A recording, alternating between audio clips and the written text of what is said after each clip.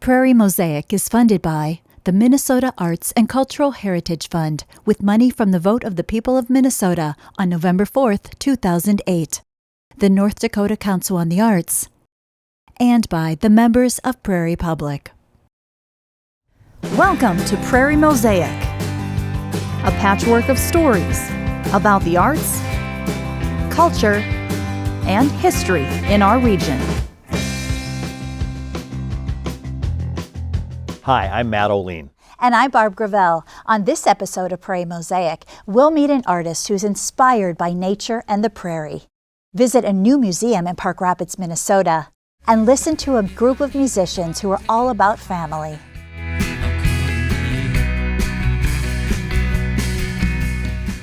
Trey Everett from Crookston, Minnesota, is a versatile pen and ink artist who infuses spirituality in everything he does. He specializes in large-scale murals that can be found in and around Crookston.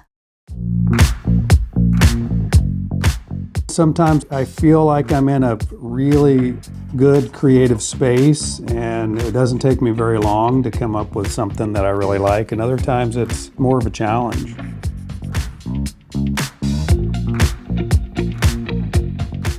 I'm primarily a pen and ink artist, so it's just white paper with black pens, and I do sort of tattoo style artwork, heavy line work, heavy outline around the image. There's all kinds of different tattoo styles, but it's a kind of a style that is not photorealistic, but it's more of this image that kind of pops when you look at it. So it's not your typical artwork most people would want to hang on their living room wall or show grandma. No offense to grandma. It's more of this kind of edgy type of work. I've always been interested in art and drawing. I moved up here to Crookston and I was working with the Minnesota Institute of Contemplation and Healing, and a coworker of mine saw that I liked to draw and doodle during meetings. And he said, well, why don't you do that more? And in a weird way, it just kind of exploded. Before I knew it, I was drawing a lot, and then people were asking me to do commissions, and I created a little book, and I was going to seminars and doing live drawing, and that's kind of how it resurfaced. I also like to do a lot of mural work, mostly in color, but some are black and white. But I love to do indoor, outdoor murals for businesses or organizations or schools. Right now I'm working on a mural at the Care and Share, which is here in Crookston. I'm working on a few different murals, but this one in particular is in the entryway. And it's a mural designed to honor Sister Justina, who was the instigator of the Care and Share originally. Figuring out what I'm going to do for the rest of this mural, I come up with a few different ideas and then I look them over and sleep on it. I decided I'd create it so that she has this stained glass look, like she's a stained glass image. The Highland Elementary School, and I created a mural there. Last year I was the artist in residence, so it's this long 50-foot mural that is sort of a giant insect image. At the Grand Theater here in Crookston, I created this movie-style series of murals, Batman and Gotham City, Yoda and Star Wars, the Death Star, and then Scooby-Doo. The side of the Ace Hardware store in town. It's a huge mural I created about 3 years ago, and it's a series of 6 different hands, giant hands with different skin tones. Then there's another outdoor mural on the side of the building of the Crookston Community Theater building. My artwork, often there are words within it, and I just find that really evocative and kind of brings out what I'm trying to say. The theme is always trying to look at our inner lives. That's always the theme. So there's this outward image but there's always this, what's happening below the surface. And so it's very symbolic, a lot of metaphor. And I try to create images that evoke something that people can look at and it kind of pulls them in, or they think, oh, that's interesting. Spirituality, the idea of compassion, of unity, of there's something much greater than we often see or acknowledge, that kind of informs my artwork. A colleague of mine, Teresa Blythe, who lives in Phoenix, for the last few years we've been collaborating and making these different cards, which are the size of tarot cards. We're working on a series of mystics and saints. We've done 20 of those. We're working on the next set of 10. You know, sometimes I just feel like, wow, I can't believe I'm able to do what I'm doing. And I'm excited that people love my work and the style, and that's been a nice surprise for me. I'm not that interested in people wanting to purchase my art, even though that's great. I'm really more interested in, this is what is calling me, this is what really interests me, this is what is coming out of me, and I feel like it connects with a lot of people, and I want them to have that similar connection of unity and compassion, and there's something powerful and good within all of us.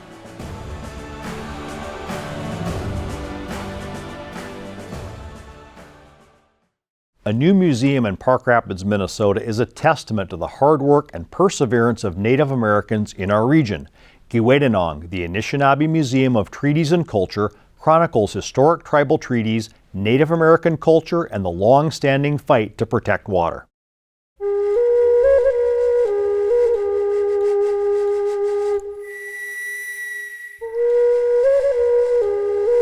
Giiwedinong means in the north. It is a little museum at Could. We did it in 7 months, which is unheard of. Each of these treaties had some agreements. The only part that they kept was they promised to take our land, and they took it.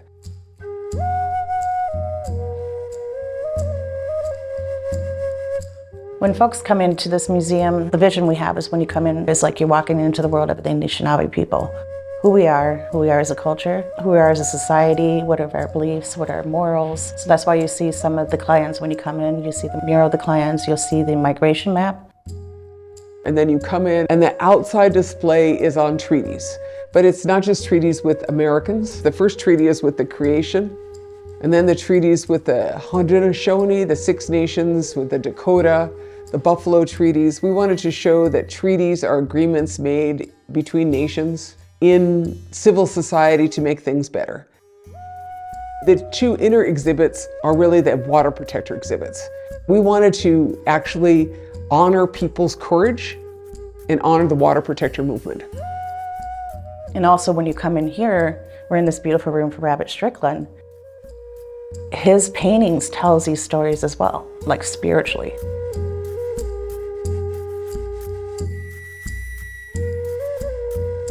We said we wanted to buy this and put this together. And everything we said it was going to be, talking about the Anishinaabe people, justice, our art and culture, and also the water protector exhibit. This is all done by donations. This wasn't done by grants or anything. And then there was a handful of us who volunteered to remodel this and gut it out. Well, this was once a Carnegie Library. I think of Carnegie Libraries as a place of enlightenment. I always thought it should be this, and then when Enbridge bought this museum and turned it into their headquarters for basically expansion in this area, I was really offended. And I really wanted to see something better come of it. And so when Enbridge started selling off their properties, we were able to buy it. I and Sarah are both veterans of Standing Rock. We spent a lot of time out there at Standing Rock, and we spent 7 years fighting Enbridge. In that territory and in that land, we learned a lot, and we saw a lot of courageous people. And we saw a lot of people who went to great risk. We saw corporations that did wrong. For me, personally, it's a cultural duty. It's because it brings back to the whole vital that it's life. My children and nobody else's children can live without water. Nothing can. So that's what it means to be water protector. I think we should all be water protectors. You can live without oil, but you can't live without water. And water is life. And in this area, we have a lot of water. And this is a fifth of the world's water. And in a world that is parched and is water challenged, increasing people do not have access to drinkable water, we have water. And so we think that it should be protected. None of us were really familiar with pipelines. I wasn't either. They're out of sight and out of mind. I don't think about them, but this country is crisscrossed with millions of miles of pipelines, and a lot of those pipes were put in a long time ago, and they're falling apart. And so I really think that the company that made the money off of the pipeline should clean it up. It's just kind of like basic common sense. You made the mess, you clean it up. They put the pipeline in a new corridor which cut through this pristine territory. We tried to stop them. I, as a citizen, went to almost every public hearing. I'm with thousands of other people. 69,000 people testified against the pipeline. We did everything we could. The regulatory system, to us, I felt that it was rogue. I remember coming to a community meeting here in Park Rapids, and the school was full. And Enbridge and everything was here, and it was overwhelming. Residents from Park Rapids said they didn't want the pipeline, but still they get it. I would do it over again. Some water protectors would come in and were here. To them, when they left the building, they felt healed. First of all, the Native folks that do come in, they're excited. They're like, is this just temporary, or are you here forever? And I was like, we bought it, we're here forever. And especially elders, they're excited that they think it's good. As far as folks non-Native, oh my God, they're so excited. Every person that comes in or didn't even know what to expect when they walked around, I've seen some folks in tears. I've had some folks come up to me and say, I just want to say to you, I'm sorry. I've seen that, and they're like, thank you for doing this. This is so great. My biggest goal when they come out is that our children can have that equal balance of who they belong, where they belong. And to the Native students, I'm Anishinabi. I'm Dakota and I'm proud. Did you hear about us? Did you learn about us in this museum? So that's what I want folks when they come out of here. One wouldn't wake up and say, I'm going to put together a museum. In my mind, I had this, that this should be something great. I was raised in museums, so I realized that people can make museums. You don't have to be a professor. People can make museums. At the end of the day, we're still here. Who left? Enbridge. Our territory and our land is beautiful. This is healing. To create this, it was like a creation of healing, to be honest with you. And yeah, it is a victory to me, because you know what? We're still here.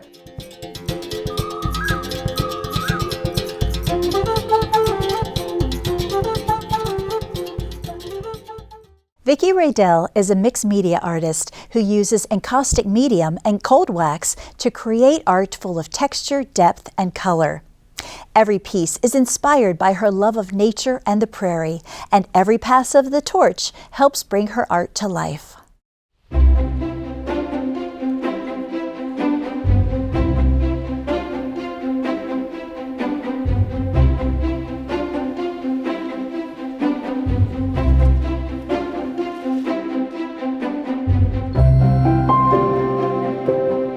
I like working as an artist because ideas come to me, and I want to have that come to life.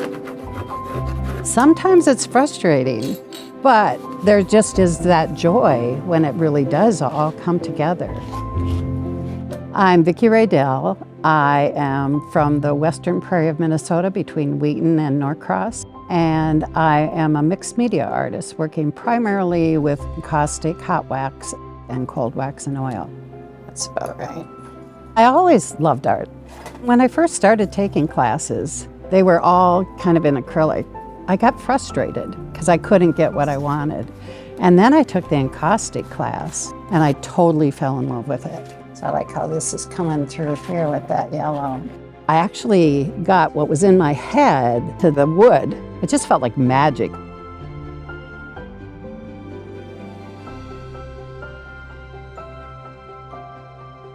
Encaustic It's beeswax with resin, which makes the boiling point go up so it doesn't melt easy like beeswax does. And then you just add different pigments to it. And then my palette is a pancake griddle with tuna cans. And then you put the regular beeswax in, and then this pigmented beeswax in these cans, and then it's all melted liquid. And when you apply it to the board, it gets solid really quickly. So then you have to apply heat to get it to adhere to the board and to melt again into a nice layer. And so it's either a heat gun, or I actually prefer a torch. It's kind of fun to be able to paint with fire.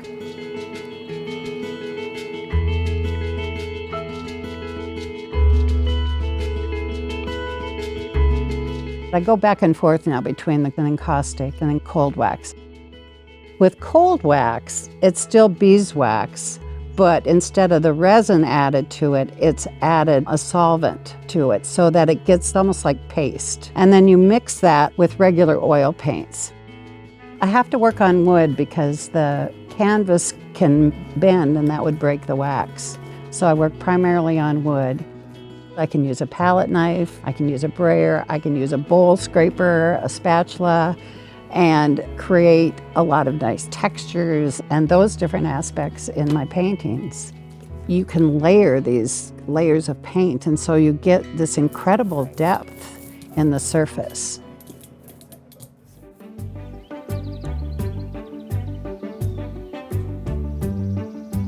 A lot of my inspiration comes from living on the prairie. It's that peace and quiet, and I love that just wide open feel.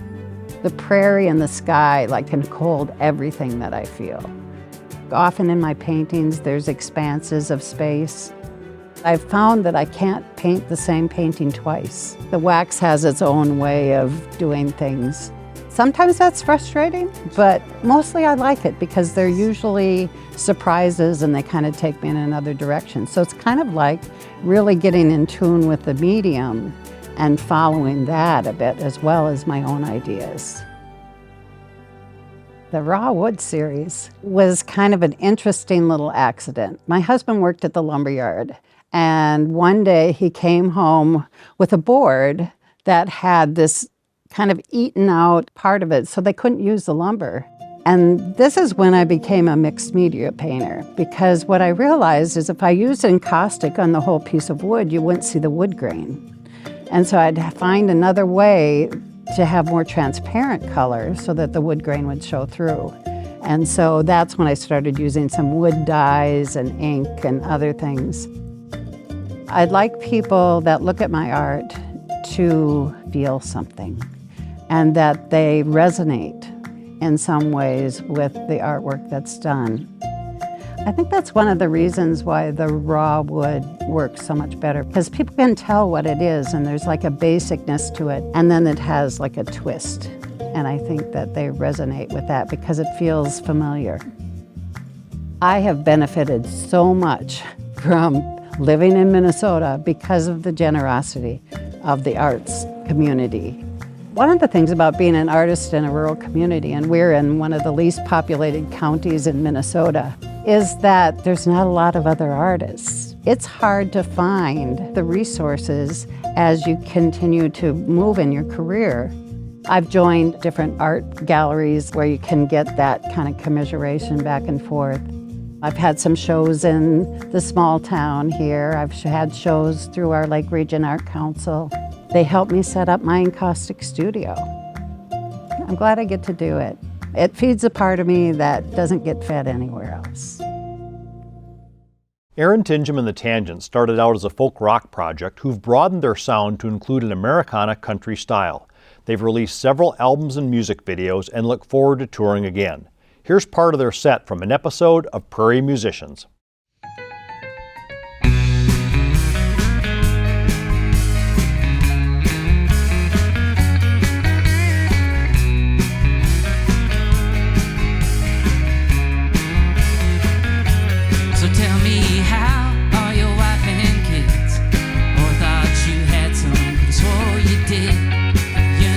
Getting pretty late in the game.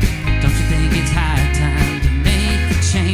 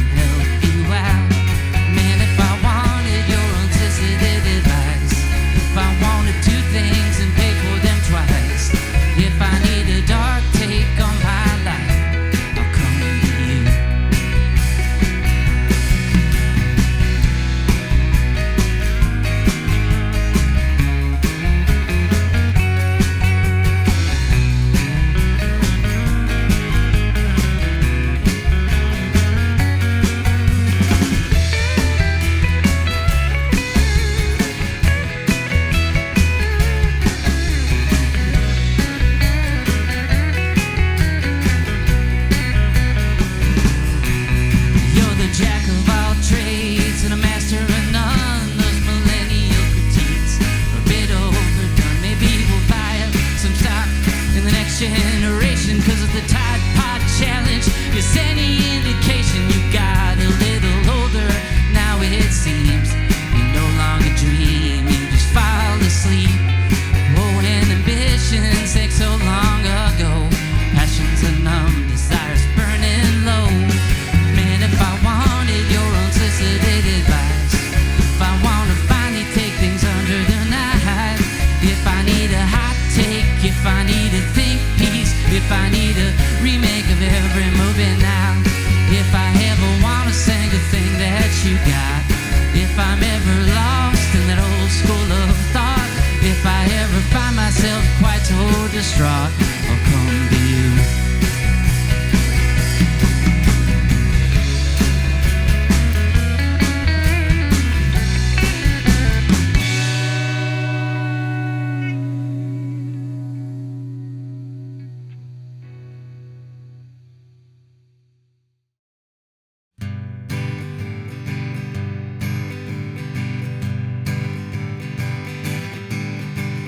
Did you think you'd ever recover from the storms you brewed in? Tides you turned on all of your friends, just to come back and make amends.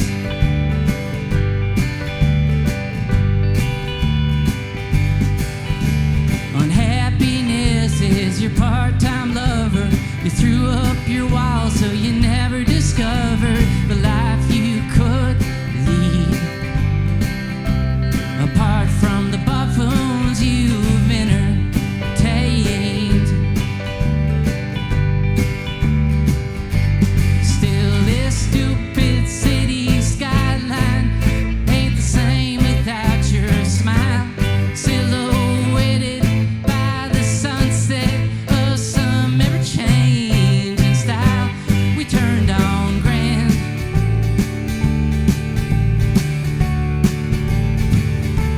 And I said, I will love you, I will love you, I will love you like I always have.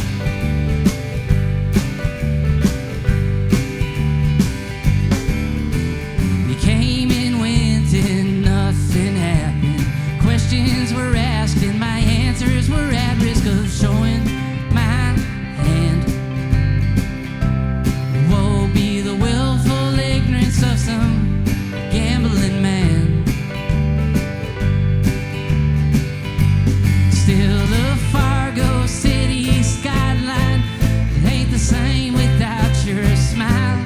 Silhouetted by the sunset of some ever-changing style, I took your hand.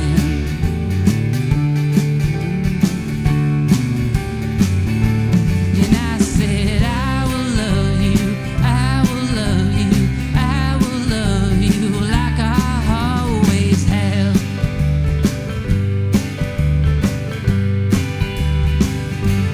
And I said, I will love you, I will love you, I will love you like I always have.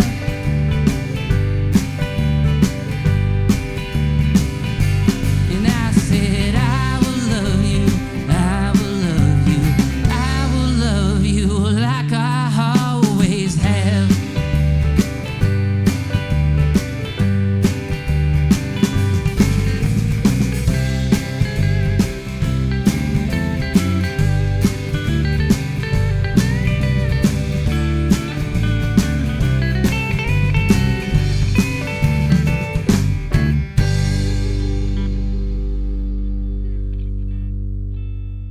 If you know of an artist, a topic, or an organization in our region that you think might make for an interesting segment, please contact us at prairiemosaic@prairiepublic.org. You can watch this and other episodes of Prairie Mosaic on Prairie Public's YouTube channel and follow Prairie Public on social media as well. I'm Matt O'Lean.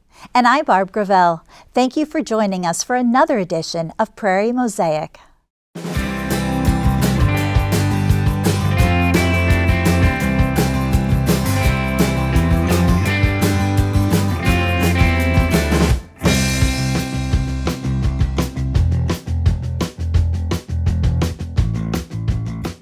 Prairie Mosaic is funded by the Minnesota Arts and Cultural Heritage Fund with money from the vote of the people of Minnesota on November 4th, 2008, the North Dakota Council on the Arts, and by the members of Prairie Public.